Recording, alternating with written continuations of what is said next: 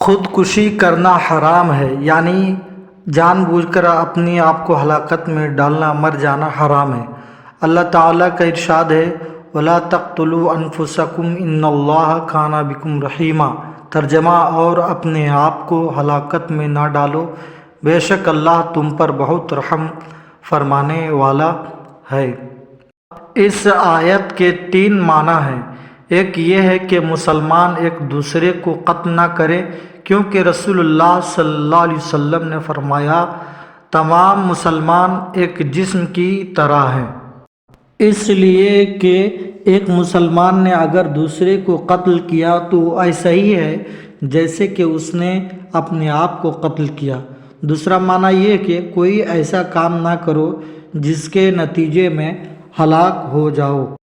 دوسرا معنی یہ ہے کہ کوئی ایسا کام نہ کرو جس کے نتیجے میں تم ہلاک ہو جاؤ۔ اس کی مثال یہ حدیث ہے۔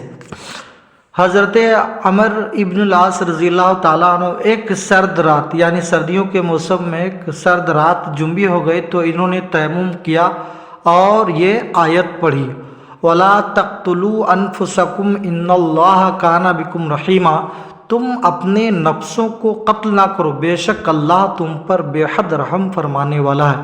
پھر نبی کریم صلی اللہ علیہ وسلم سے اس کا ذکر کیا تو آپ نے ان کو ملامت نہیں کی۔ خودکشی کرنے والے کے عذاب کا بیان۔ حضرت ابو ہریرہ رضی اللہ تعالیٰ عنہ بیان کرتے ہیں کہ رسول اللہ صلی اللہ علیہ وسلم نے فرمایا جو شخص ہتھیار سے خودکشی کرے گا تو دوزخ میں وہ ہتھیار اس شخص کے ہاتھ میں ہوگا اور وہ شخص جہنم میں اس ہتھیار سے ہمیشہ خود کو زخمی کرتا رہے گا، اور جو شخص زہر سے خودکشی کرے گا تو جہنم میں ہمیشہ زہر کھاتا رہے گا، اور جو شخص پہاڑ سے گر کر خودکشی کرے گا تو جہنم کی آگ میں ہمیشہ گرتا رہے گا۔ اعتراض۔ اس حدیث پر یہ اعتراض ہوتا ہے کہ خودکشی کرنا گناہ کبیرہ ہے، اور گناہ کبیرہ کفر نہیں ہے، اور اس کے ارتکاب سے انسان دائمی عذاب کا مستحق نہیں ہوتا، پھر خودکشی کرنے والا دائمی عذاب میں کیوں مبتلا ہوگا؟ اس اعتراض کے 2 جواب ہیں۔ اول یہ کہ یہ حدیث اس شخص کے متعلق ہے جس کو خودکشی کے حرام ہونے کا علم تھا، اس کے باوجود اس نے حلال اور جائز سمجھ کر خودکشی کی۔ دوسرا جواب یہ ہے کہ اس حدیث میں خلود کا استحقاق بیان کیا گیا ہے، اور یہ جائز ہے کہ مستحق خلود ہونے کے باوجود اللہ تعالیٰ اس کو معاف کر دے، یا پھر خلود مقصد طویل کے معنی میں، یعنی زیادہ دیر تک وہ جو ہے عذاب کا مستحق ہوگا۔ خودکشی کرنے والے کی نماز جنازہ پڑھنے کا شرعی حکم۔ جس نے خود کو قتل کر لیا خواہ عمدن، اس کو غسل دیا جائے گا اور اس پر نماز جنازہ پڑھی جائے گی۔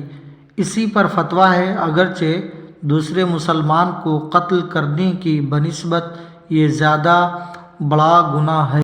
امام ابن حمام امام ابو یوسف کے قول کو ترجیح دی ہے، کیونکہ نبی کریم صلی اللہ علیہ وسلم کے پاس ایک شخص کو لایا گیا جس نے خودکشی کی تھی، آپ نے اس کی نماز جنازہ نہیں پڑھی۔ علامہ سید محمد امین ابن عابدین شامی حنفی لکھتے ہیں اس حدیث سے صرف اتنا معلوم ہوتا ہے کہ نبی کریم صلی اللہ علیہ وسلم نے خودکشی کرنے والے کی نماز جنازہ نہیں پڑھی، اور بظاہر یہ ہے کہ آپ نے اس پر نماز جنازہ جزراً نہیں پڑھی۔ جس طرح آپ نے مقروض کی نماز جنازہ نہیں پڑھی تھی، اس سے یہ لازم نہیں آتا کہ صحابہ میں سے بھی کسی نے اس پر نماز جنازہ نہیں پڑھی، کیونکہ دوسروں کی نماز آپ کی نماز کے برابر نہیں۔ اللہ تعالیٰ نے فرمایا ہے آپ کی صلاۃ ان کے لیے سکون ہے۔ شرح المنیح میں بھی اسی طرح مذکور ہے، اور اہل سنت و جماعت کے قواعد پر یہ کہنا بہت مشکل ہے کہ